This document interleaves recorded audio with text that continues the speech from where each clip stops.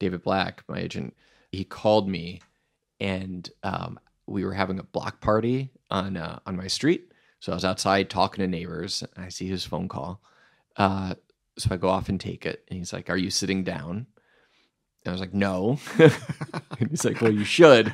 He's like, "Knopf wants to publish your book," and like I immediately started crying, and in full view of all my neighbors, and had to go inside because it was so intense, and I couldn't believe it.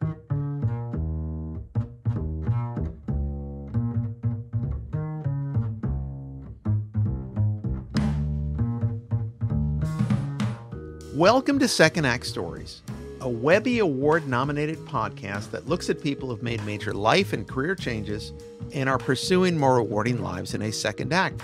I'm your host, Andy Levine. And I'm Andy's co-host, Scott Merritt. So, Andy, I love the title you went with for today's episode, A Dream Deferred. I have a feeling that's super relatable to a lot of the audience that's listening. Tell us about Dan McDorman's dream, how it was deferred, and how he found it 20 years later. So Dan always dreamed of writing and publishing a novel. After college, he spent about a decade pursuing this into his early 30s, but he never had any success. He couldn't get anyone interested in his writing, so he gave it up. So in his early 30s, he gave it up and did what? He found his way to broadcast journalism, and he's been doing that for 20 years. He is currently the executive producer of the Beat With Ari Melber, which is on MSNBC. It's a great program. During the pandemic, he had some extra time on his hands, and he started thinking about writing again. He ended up writing a full-length mystery novel called West Heart Kill. And in 2022, the book was published, a first run of 150,000 copies. 150,000 copies for an untested author? It must be a really good book. Let's hear how he did it and Dan's second act story. So let's start with just a little bit of background. Where did you grow up, family life, that kind of thing, in the early years? So I'm an Army brat, and I come from a long line of McDorman men who served in the Army one way or another, and I was the chain ended with me, so to speak. Okay. But I was born on an Army base in Germany and then moved every 2 or 3 years up until I went to college. So all over the place, South Carolina, North Dakota, New York, back to Germany, Virginia, all sorts of places. Dan went to college at Columbia University in New York City. So I studied history primarily because the requirements for English were too onerous and necessitated some 9 a.m. Classes, which was Not your thing. Not possible. Okay.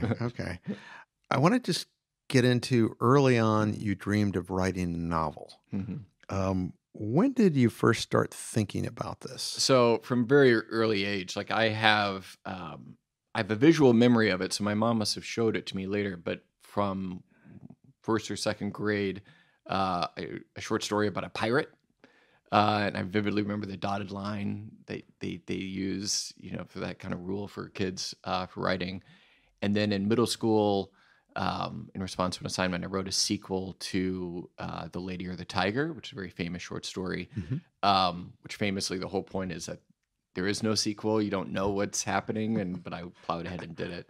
So for as long as I can remember, I wanted to do it. And then after college, I don't know, I spent close to a decade probably still trying to write, sending off short stories because I thought that's what you do. And I wrote short stories and sent them off to journals across the country, and I'm sure slush piles galore, and never heard back on any of them.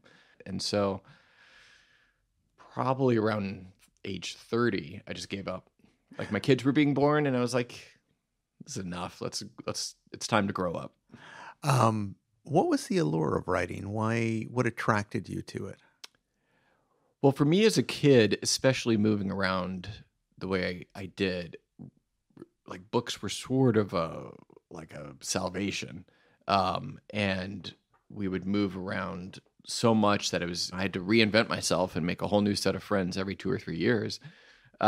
which is hard for a kid. I was just the stereotypical book nerd, and I just read and read and read like voluminously. After college, Dan spent the next decade trying to make it as a writer. He wrote fiction, mailing dozens of short stories off to dozens of outlets. He received what he described to me as zero interest, not even the courtesy of a rejection letter.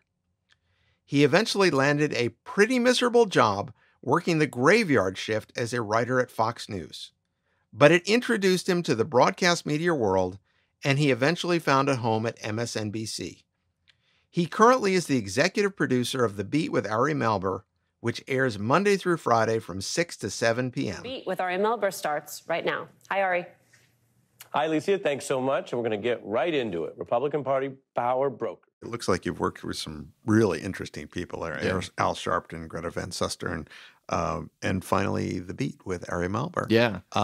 So what's that job?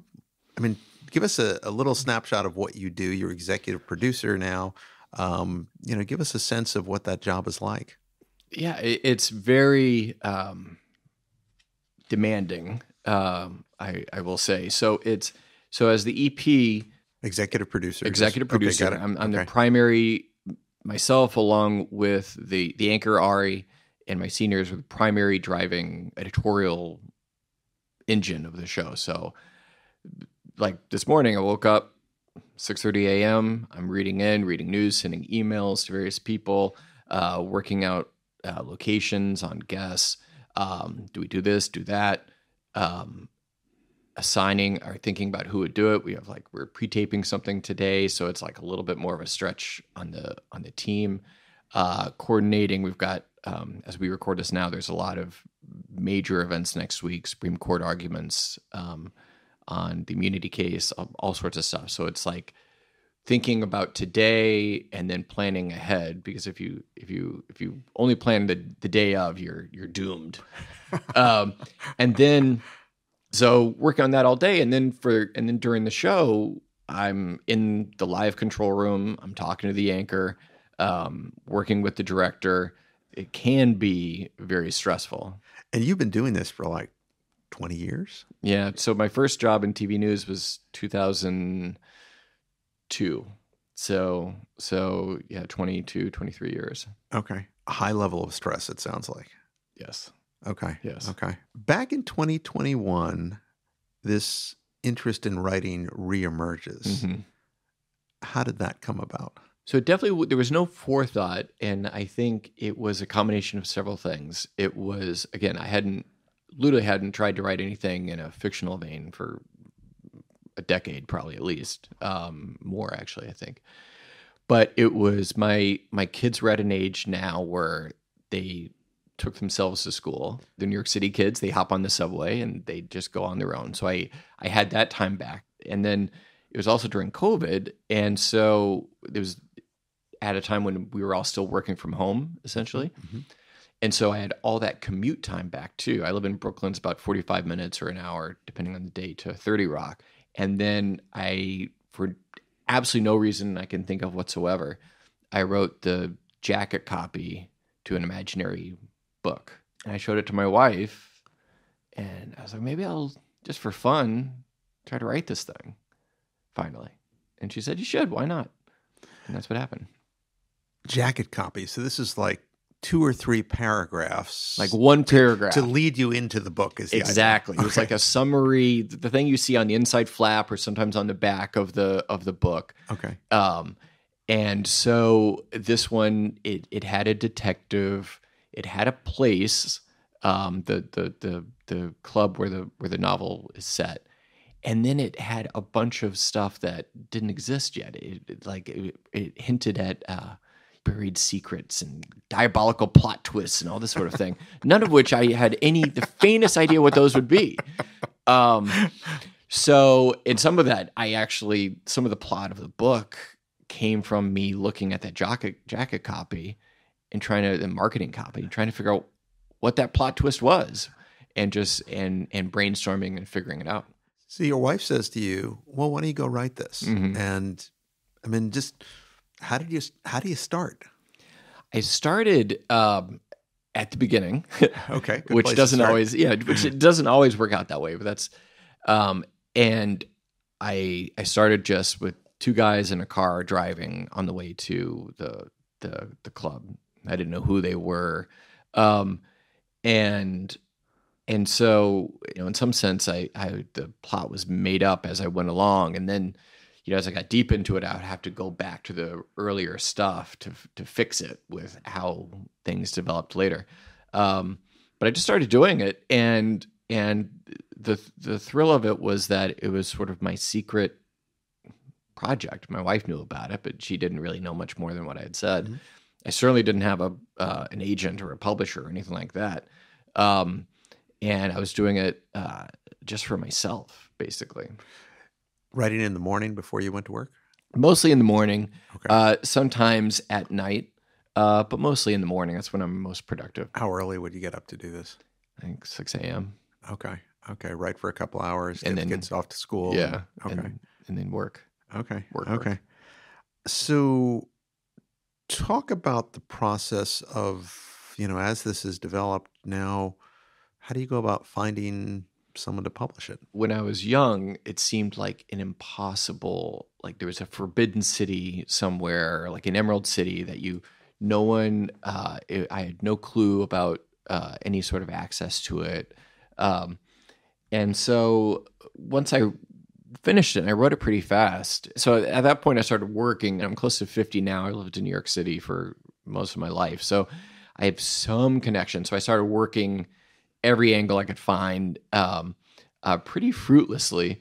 At one point, let me see if I can get it right. The connection was literally a college friend's husband's prom date's husband. It was something like that. Worked at Random House, and so I finally bulldozed my way to get on the phone with the person. And she didn't know me, and people are busy, and wasn't much help, although I appreciate the phone call. So I wasn't having much luck. And then a friend of mine works with someone who, and this is how it happened, worked with someone who had recently retired after several decades at Knopf.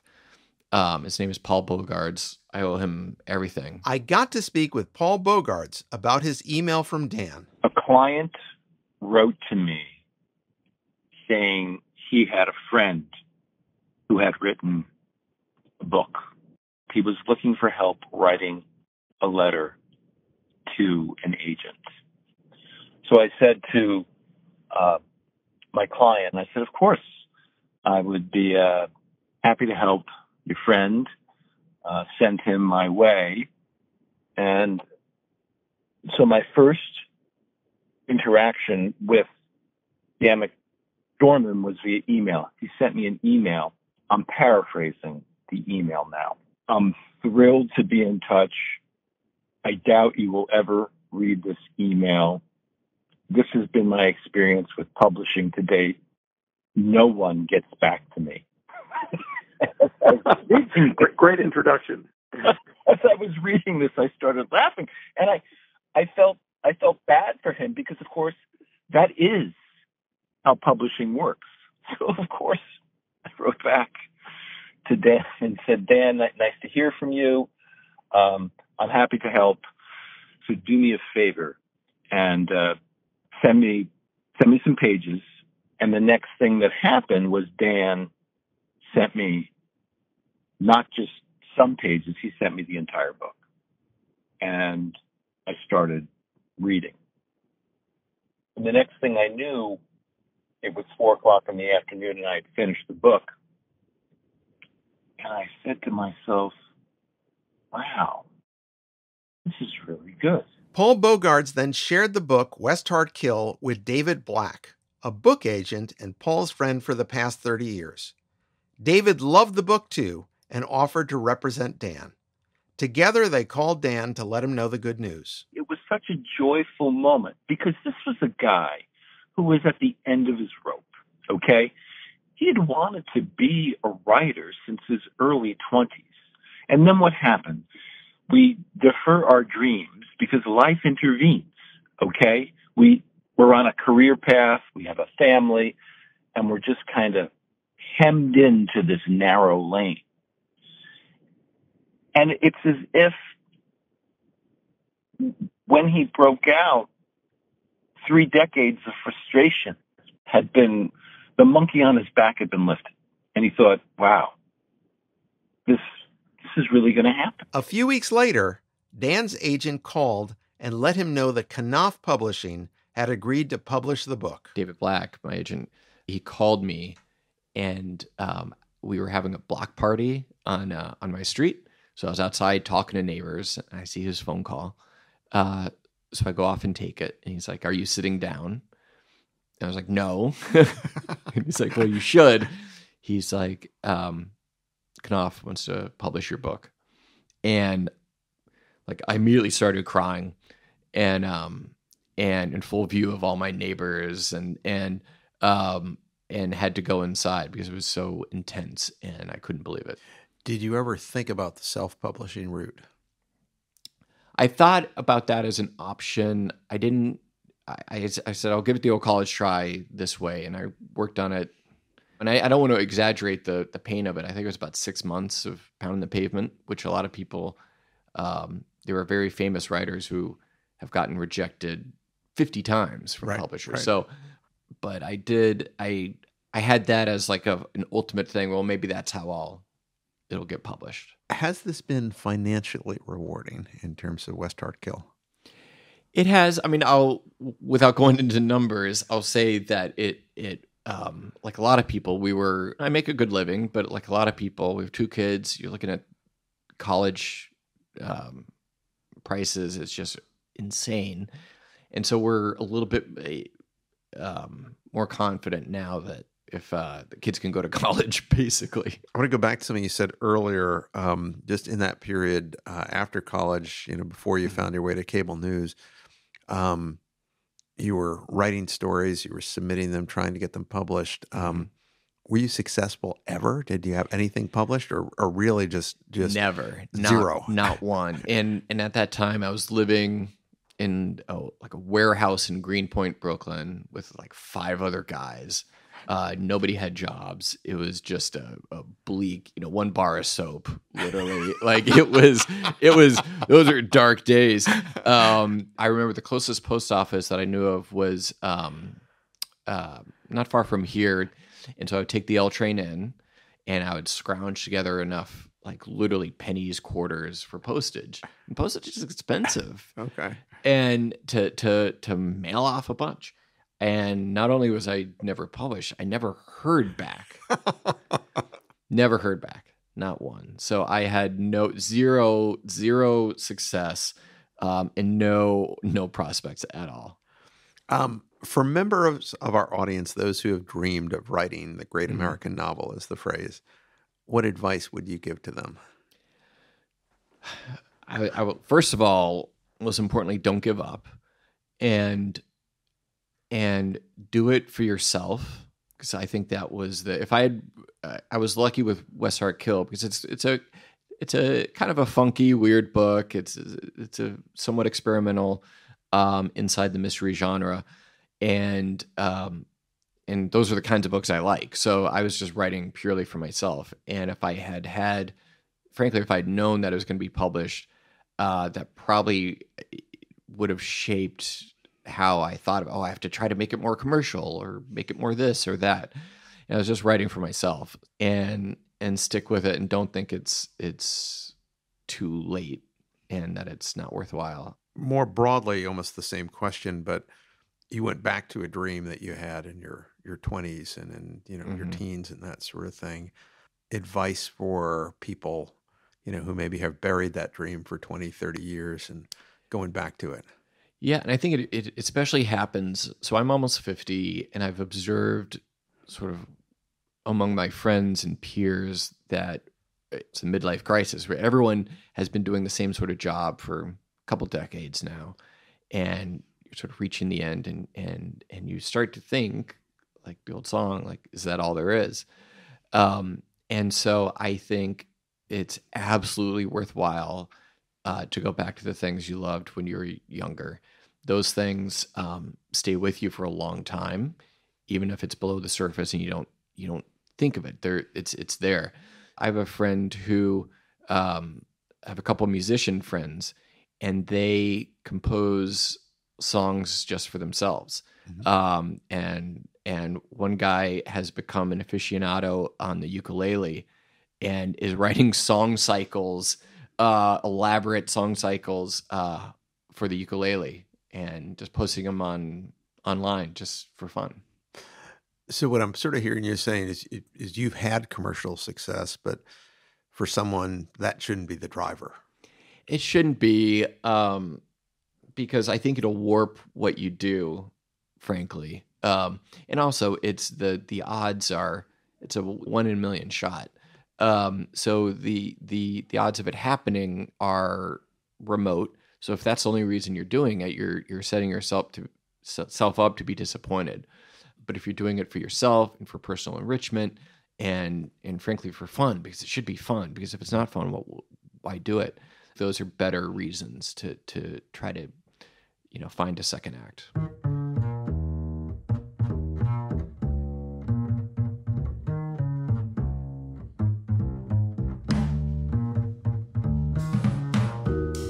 Andy, you know what I love about so many of the stories that you find to share? You're finding people who have lost a dream somewhere along the way and had to pursue some kind of a career, but then they find their way back to that dream, and then they bring that dream to life. So Dan's story is just like that, and I have so many questions. But let me start by talking about the pandemic, right? As awful as it was, and it was pretty awful, there definitely were some silver linings that came out of it. Like, for instance, it sounds like working from home was the catalyst for Dan's reemergence as an author. What are your thoughts on that? Absolutely. So without the commute that Dan had, he had an hour and a half every day he spent commuting. He had time to write, and he did. The other element that also created time for him is his kids were really starting entering their teenage years, and they needed him a little bit less as a parent. So between those two things, he had more time. It allowed him to write, and he would get up every morning at 6 a.m. and start writing. Wow, amazing. And so inspirational to see it brought to life this way. So now that he's had success with one book, does he have another book in him? He's working on it now, and his deal with his publisher is a 2-book deal, and he's in the middle of the research stage and working on it, and it'll be very different than West Heart Kill, but it's going to be a great book too. Awesome. One final question. For anybody who's interested in reading West Heart Kill, where can they find it? I'm going to recommend a website called Amazon.com. It is available there. You can also buy anything else you could possibly want in the world there. But the book is hardcover, $15.49. You said Amazon, like the rainforest, right? That's right. I'll look on Google to see if it comes up. That is it for today's episode. If you know someone who's unhappy in their career and thinking about a better path, we hope you'll share second act stories with them. I mean, we were nominated for a Webby Award, and that means that I think what we're bringing to you is really good and inspirational. Please share us on Facebook, LinkedIn, Twitter, or whatever your favorite social media app is. We do hope you'll keep listening. There are more second act stories just around the corner.